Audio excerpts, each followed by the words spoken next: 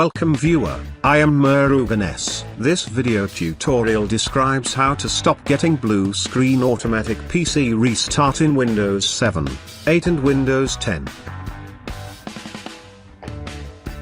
Type Control Panel in search bar.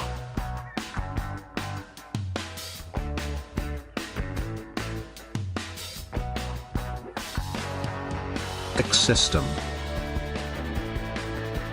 Pick Advanced System Settings.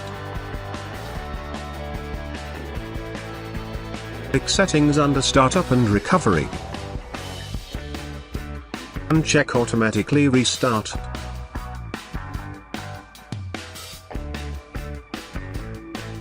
Click OK. Click OK.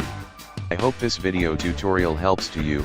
Please like, share and don't forget to subscribe my channel. Thank you very much. See you next video.